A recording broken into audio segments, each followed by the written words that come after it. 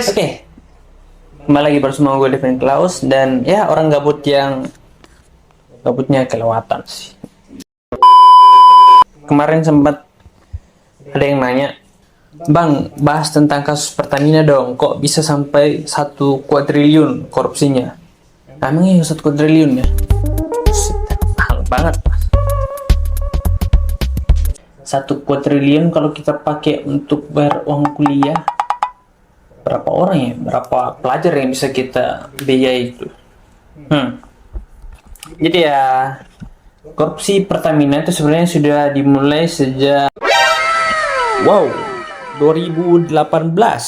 Kerja bagus. Kerugiannya itu mencapai 1 kuadriliun. Korupsi yang sistematis ini tuh menggunakan permainan supply and demand. Waduh. Sebenarnya teman-teman perlu ketahui, Indonesia tuh punya cadangan minyak sendiri. Ya, meskipun nggak sebanyak di luar sana.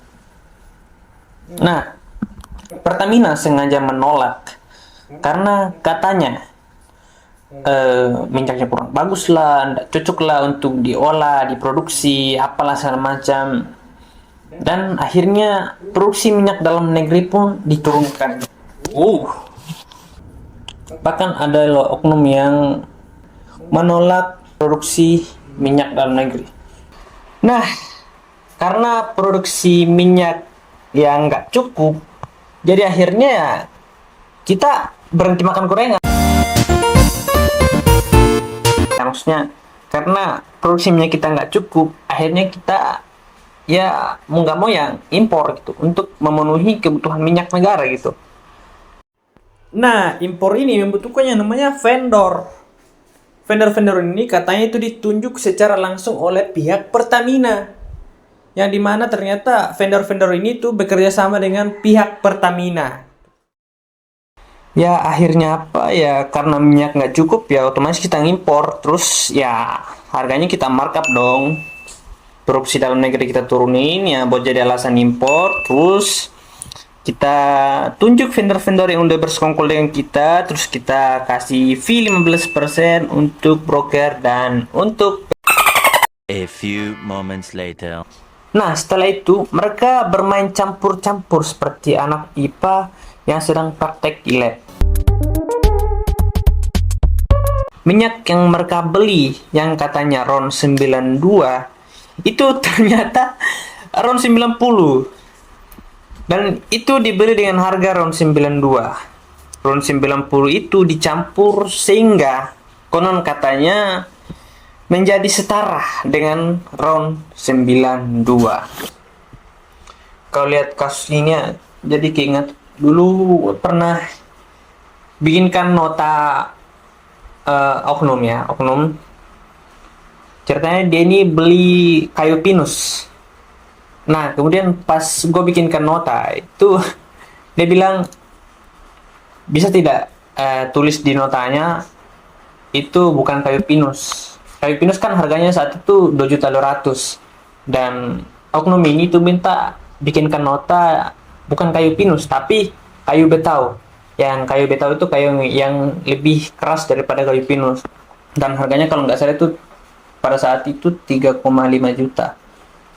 Nah, ini mirip-mirip loh. Ini sebenarnya kasus lama ini, apa ya? Metode lama sih, metode lama. Metode lama yang ya digunakan oleh perusahaan besar itu. Nah, balik lagi ke pembahasan tadi, karena terjadinya proses pencampuran tadi, para pelaku bisa menekan harga yang jauh lebih tinggi daripada yang seharusnya. Jadi ya nggak heran dong kalau kita lihat minyak dunia kan sekarang turun, tapi kok minyak kita harganya sama aja itu. Kenapa nggak turun juga gitu? Ya karena ada hal-hal seperti ini gitu.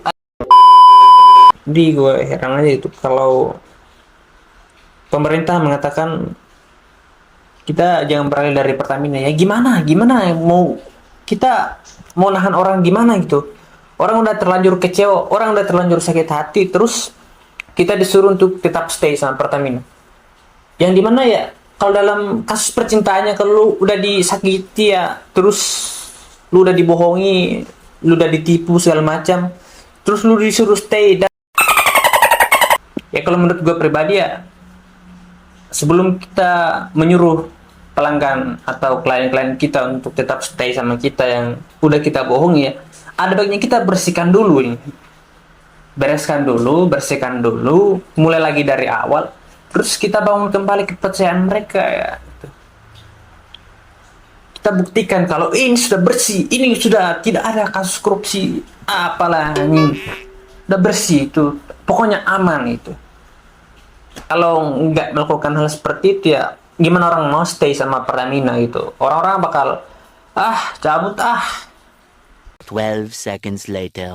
Teman-teman kalau belum tahu ya, di APBN itu udah diatur, kalau nggak salah 18 triliun, dan kemudian Pertamina meminta kompensasi untuk pengadaan BBM, dan kalau nggak salah dikasih 126 triliun kalau nggak salah ya. Ini kalau salah koreksi ya teman-teman. Andaikan nggak dipakai oleh orang-orang ini, oleh oknum-oknum ini yang terjerat kasus korupsi ini, gue yakin nggak akan sebanyak itu. Dan dari yang itu apa ya? Ini APBN kita udah nggak efektif sih, serius. Kita sebagai konsumen ya rugi dua kali gitu. Di satu sisi kita bayarnya lebih mahal, di satu sisi ya kendaraan kita bermasalah gitu. Dan ya ini udah terjadi sama keluarga gue itu. Om gue kemarin beli Pertamax itu. Dan ya dia mesin mobilnya bermasalah dan diturunkan tangkinya, pas dicek bawa tai ayam gitu. Ini kalau ada yang turun mesin udah parah sih. Jadi ya gua harap kasus ini cepat dibereskan, dan kalau memang ada lagi oknum-oknum yang terlibat dan belum terungkap, kiranya cepat terungkap, kiranya pihak-pihak berwajib berusaha semaksimal mungkin.